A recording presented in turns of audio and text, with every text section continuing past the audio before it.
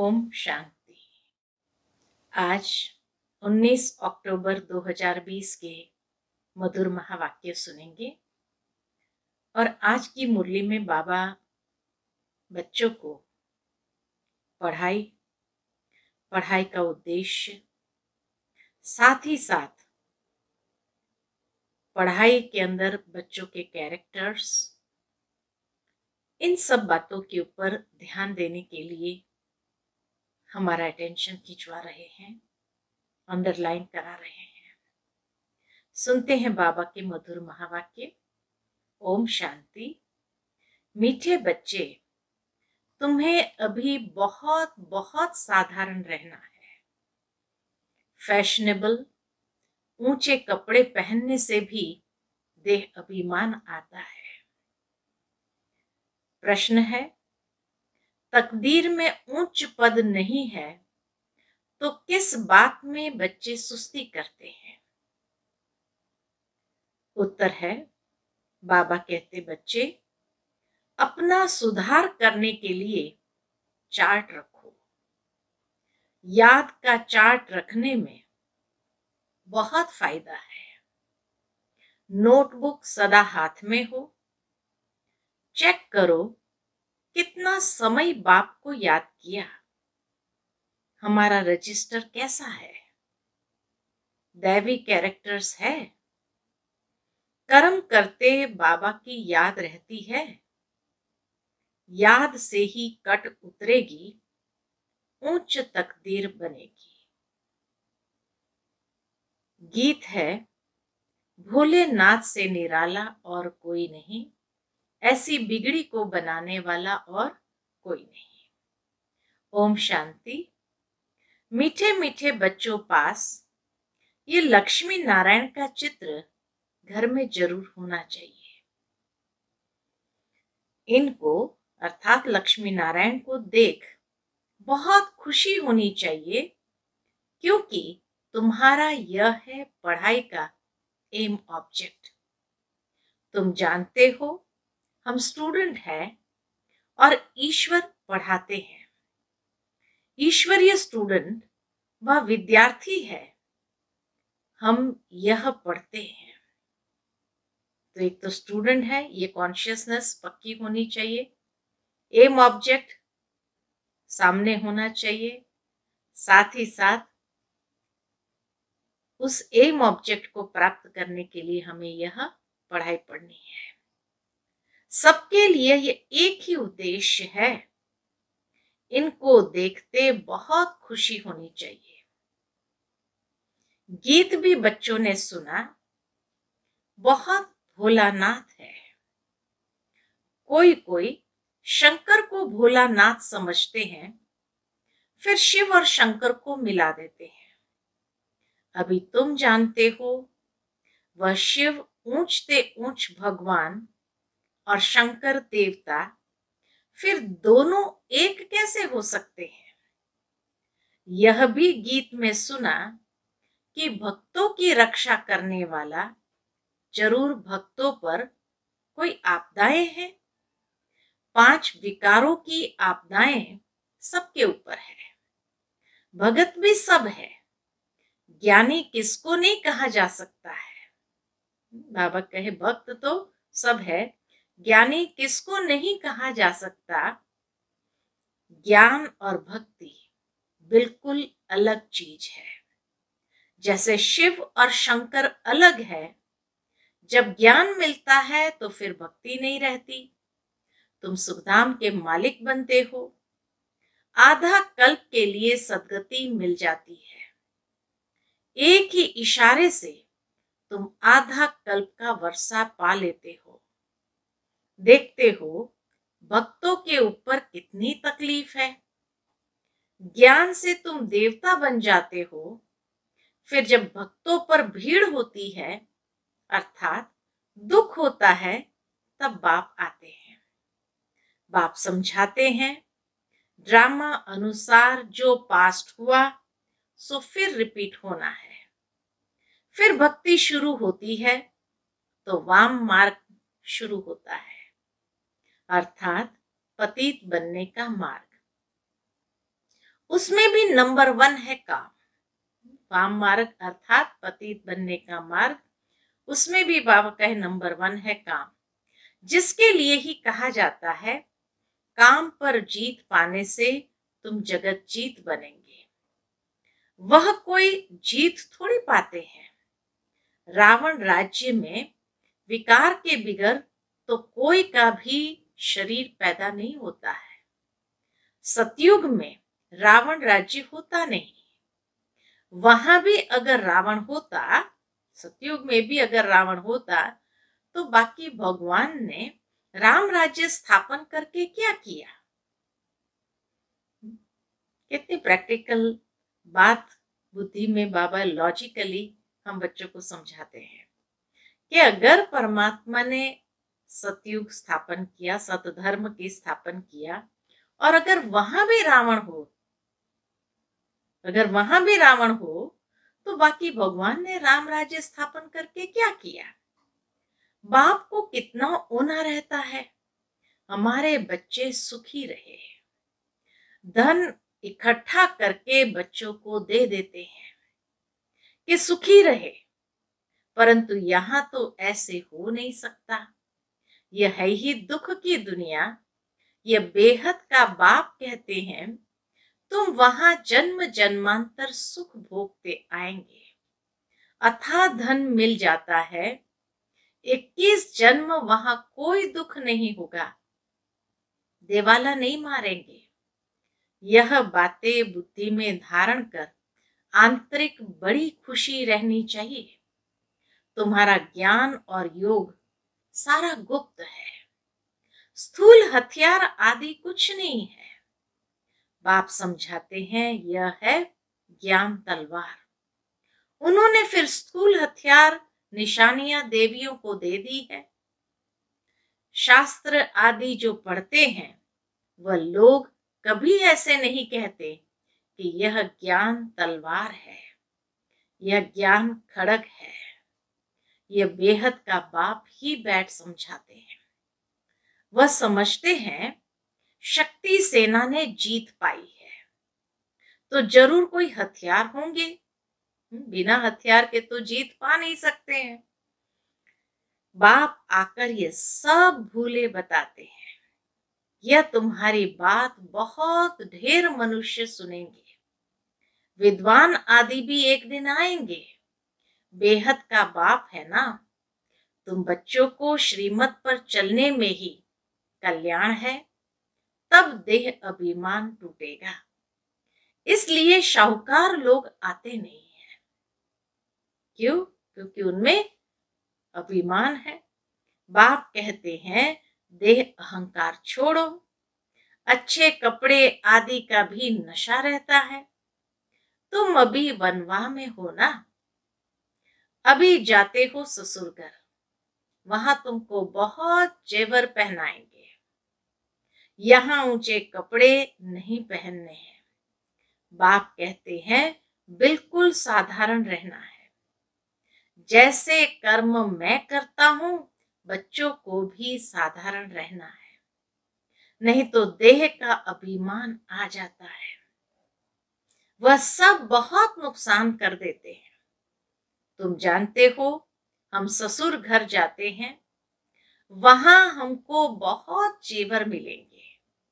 यहाँ तुमको जेवर आदि नहीं पहनने हैं। बाबा की श्रीमत है, यहाँ बाबा कहे बहुत ऊंचा कपड़ा जेवर आदि नहीं पहनना है। वैसे ही दुनिया में इतना डर है।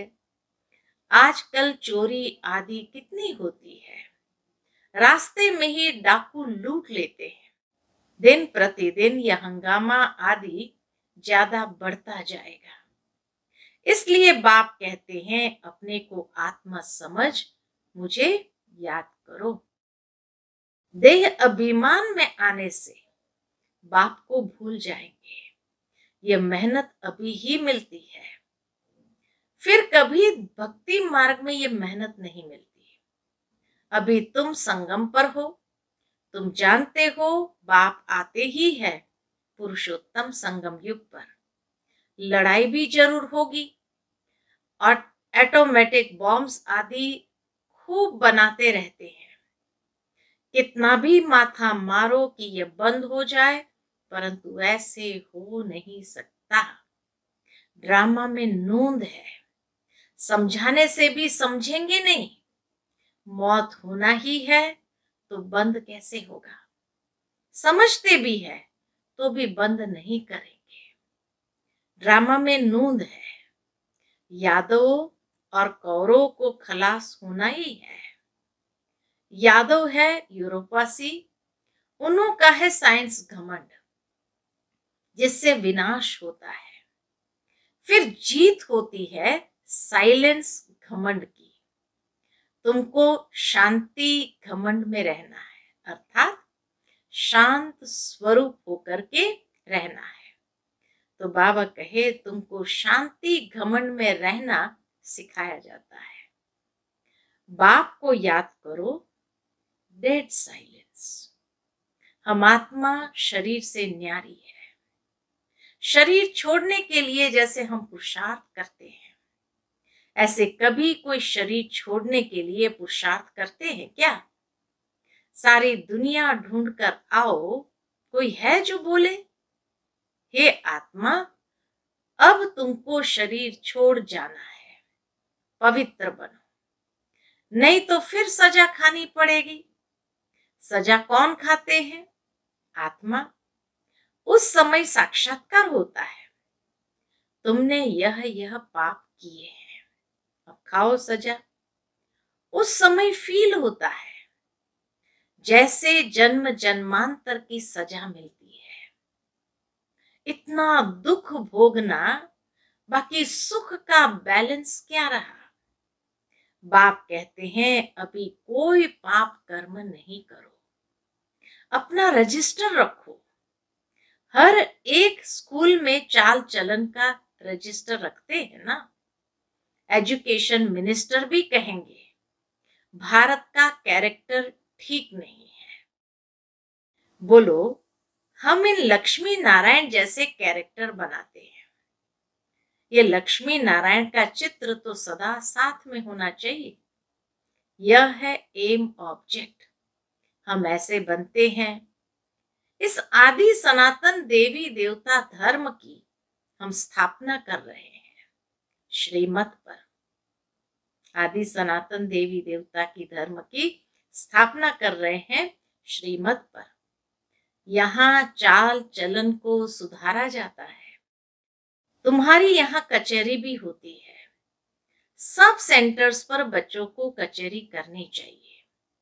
रोज बोलो, चार्ट रखो तो सुधार होगा।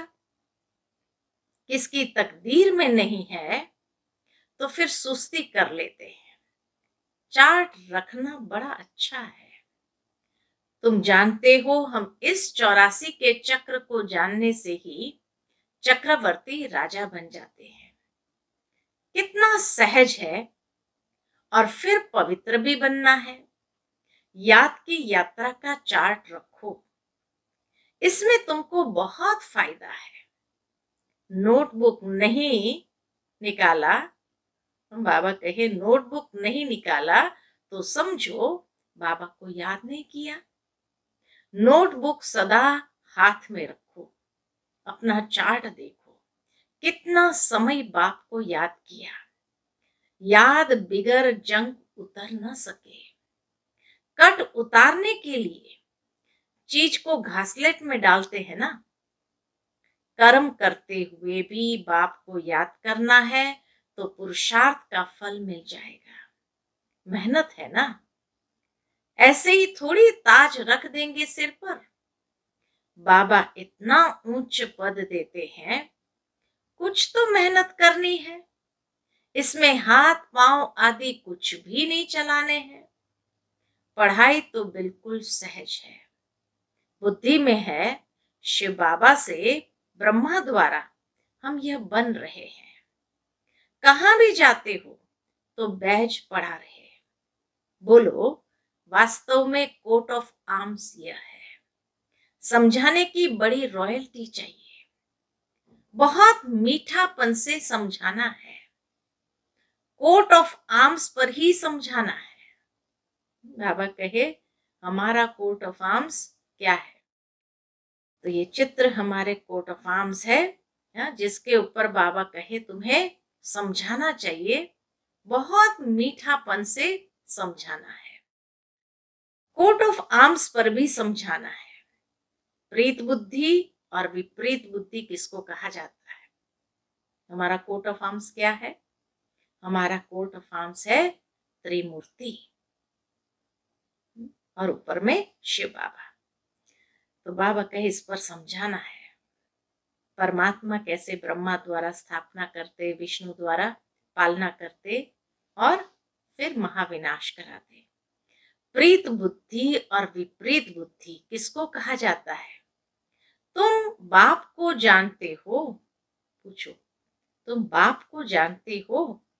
लौकिक बाप को तो गॉड नहीं कहेंगे, वह बेहद का बाप ही पतित पावन सुख का सागर है। उनसे ही सुख घनेरे मिलते हैं। अज्ञान काल में समझते हैं माँ बाप सुख देते हैं, ससुर घर भेज देते हैं। अब तुम्हारा है बेहद का ससुर घर, वह है हद का। वहां माँ बाप करके 5-7 लाख करोड़ देंगे। तुम्हारा तो बाप के नाम रखा है पद्मा पदम पति बनने वाले बच्चों। बाबा कहे दुनिया में अगर कोई माँ बाप अपने बच्चे को देते हैं, बच्ची को देते हैं दहेज में, तो करके 5-7 लाख या करोड़ देंगे। तुम्हारा तो बाप ने नाम ही रखा है पद्मा पदम पति बनने वाले बच्चों।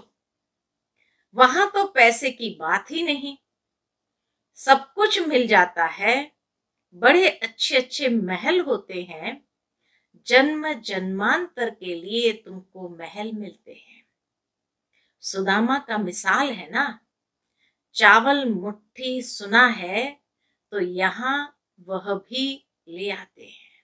बाबा के पास भी कई बच्चे चावल मुट्ठी ले आते हैं। अब चावल रूखा थोड़ी खाएंगे, तो उनके साथ कुछ मसाले आदि भी ले आते हैं। कितना प्रेम से लाते हैं। बाबा तो हमको जन्म जन्मांतर के लिए देंगे, इसीलिए कहा जाता है दाता। भक्ति मार्ग में तुम ईश्वर अर्थ देते हो तो अल्प काल के लिए दूसरे जन्म में मिल जाता है। कोई गरीब को देते हैं, कॉलेज बनाते हैं तो दूसरे जन्म में पढ़ाई का दान मिलता है। धर्मशाला बनाते हैं तो मकान मिलता है, क्योंकि धर्मशाला में बहुत आकर सुख पाते हैं। तो इसीलिए अल्पकाल का दान का भी महत्व है, जिसका भी दूसरे जन्म में मिलता है। इसीलिए बाबा कहे तुम गरीबों को देते हैं, कॉलेज बनाते हैं तो दूसरे जन्म में पढ़ाई का दान मिलता है। धर्मशाला बनाते हैं तो मकान अच्छा मिल जाता है। यह तो जन्म जन्मांतर की बात है। तुम जानते हो शिव बाबा को जो देते हैं वह सब हमारे ही काम में लगाते हैं। शिव बाबा तो अपने पास रखते नहीं है। इनको भी कहा, शिव बाबा ने ब्रह्मा बाबा को भी कहा, सब कुछ दे दो तो विश्व के मालिक बन जाएंगे। विनाश साक्षात्कार भी कराया, राजाए का साक्षात्कार भी कराया, बस नशा चढ़ गया। बाबा हमको विश्व का मालिक बनाते हैं। गीता में भी है, अर्जुन को साक्षात्कार कराया, मुझे याद करो तो तुम यह बनेंगे। विनाश और स्थापना का साक्षात्कार कराया, तो इनको भी शुरू में खुशी का पारा चढ़ गया। ड्रामा में यह पाठ था, भागीरथ को भी कोई जानते थोड़ी है। तो तुम बच्चों को यह एम ऑब्जेक्ट बुद्धि में रखनी चाहिए। बाबा कहे ये लक्ष्मी नारायण की एम ऑब्जेक्ट बुद्धि में रहनी चाहिए। हम यह बनते हैं, जितना पुरुषार्थ करेंगे उतना ऊंच पद पाएंगे। गाया जाता है फॉलो फादर। इस समय की बात है। बेहद का बाप कहते हैं मैं जो राय देता हूं उस पर फॉलो करो। इसने क्या किया सो भी बताते हैं। उनको सौदागर, रत्नागर, जादूगर भी कहते हैं ना। बाबा ने अचानक ही सब कुछ छोड़ दिया।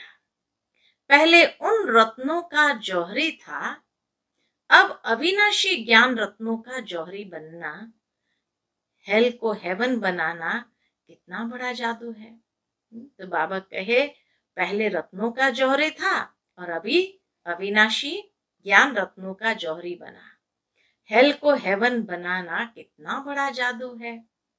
फिर सौदागर भी है, बच्चों को कितना अच्छा सौदा देते हैं।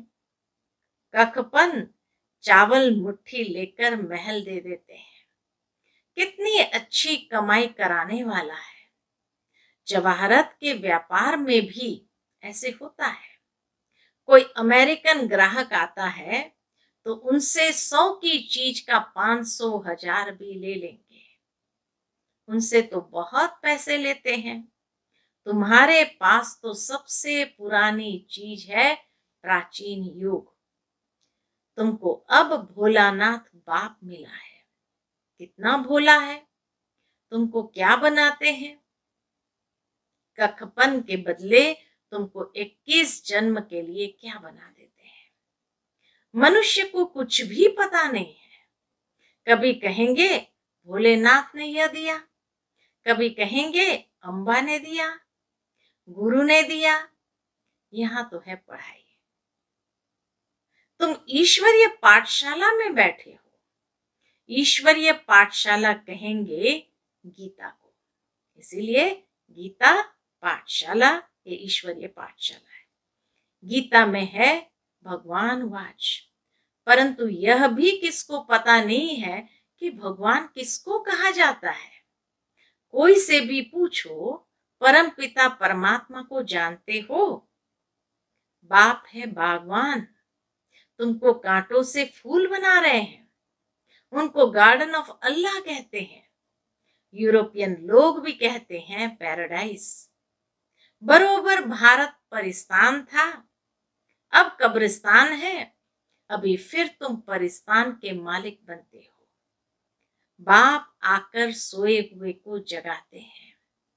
यह भी तुम जानते हो, नंबरवार पुरुषार्थ अनुसार जो खुद जाग जाते हैं तो दूसरों को भी जगाते हैं। नहीं जगाते हैं तो गोया खुद जगा हुआ नहीं है। तो बाप समझाते हैं इन गीतों आदि की भी ड्रामा में नूंद है। कोई गीत बहुत अच्छे हैं, जब तुम उदास हो जाते हो तो ये गीत बजाओ तो खुशी में आ जाएंगे। रात के राही थक मत जाना, यह भी अच्छा है। अब रात पूरी होती है, मनुष्य समझते हैं जितना भक्ति करेंगे उतना भगवान जल्दी मिलेगा। हनुमान आदि का साक्षात्कार हुआ तो समझते हैं भगवान मिला। बाप कहते हैं ये साक्षात्कार आदि की सब ड्रामा में नूंद है। जो भावना रखते हैं उसका साक्षात्कार हो जाता है, बाकी ऐसा कोई होता नहीं है। गणेश जैसा कोई देवता है नहीं। बाप ने कहा ये बैश तो सबको सदैव पढ़ा रहे हैं, किस्म किस्म के बनते रहते हैं। ये बहुत अच्छा है समझाने के लिए। तुम रूहानी मिलिट्री हो ना, मिलिट्री को हमेशा निशानी रहती है। तुम बच्चों को भी होने से नशा होगा। बैच पड़ा रहने से बाबा कहे नशा रहेगा। क्या नशा रहेगा? तो बाबा कहे तुम बच्चों को भी ये होने से, ये बैज होने से नशा रहेगा। हम यह बन रहे हैं, हम स्टूडेंट हैं। बाबा हमको मनुष्य से देवता बना रहे हैं। मनुष्य देवताओं की पूजा करते हैं, देवताएं तो देवता की पूजा नहीं करेंगे। यहाँ मनुष्य देवताओं की पूजा करते हैं क्योंकि वह श्रेष्ठ है। अच्छा, मीठे मीठे रूहानी बच्चों प्रति माता पिता बाप दादा का याद प्यार और गुड मॉर्निंग। रूहानी बाप की रूहानी बच्चों को नमस्ते। हम सभी रूहानी बच्चों की रूहानी माता पिता बाप दादा को याद प्यार गुड मॉर्निंग और नमस्ते। नमस्ते। शुक्रिया बाबा, शुक्रिया। आज की मुरली से धारणा के लिए मुख्य सार है। पहली पॉइंट, बुद्धि में सदा अपनी एम ऑब्जेक्ट याद रखनी है। लक्ष्मी नारायण का चित्र सदा साथ रहे। इसी खुशी में रहो कि हम ऐसा बनने के लिए पढ़ रहे हैं। अभी हम हैं गॉडली स्टूडेंट। दूसरी पॉइंट, अपना पुराना कखपन चावल मुट्ठी दे महल लेने हैं। ब्रह्मा बाप को फॉलो कर अविनाशी ज्ञान रत्नों का जौहरी बनना है। आज की मुरली का मीठा वरदान है, अशरीरीपन के इंजेक्शन द्वारा मन को कंट्रोल करने वाले एकाग्रचित भव। अशरीरीपन के इंजेक्शन के द्वारा मन को कंट्रोल करने वाले एकाग्रचित भव। जैसे आजकल अगर कोई कंट्रोल में नहीं आता, बहुत तंग करता है, उछलता है या पागल हो जाता है, तो उनको ऐसा इंजेक्शन लगा देते हैं जो वो शांत हो जाए।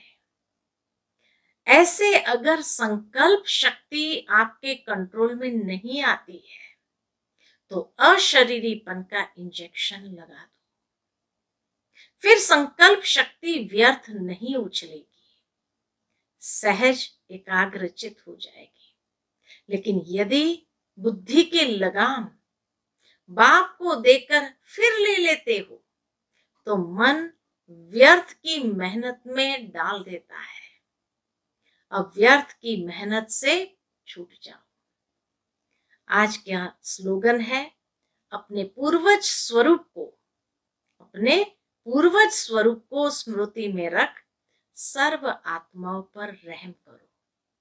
अपने पूर्वज स्वरूप को स्मृति में रख सर्व आत्माओं पर रहम करो। पूर्वज ही तो रहम करते हैं। अच्छा, ओम शांति।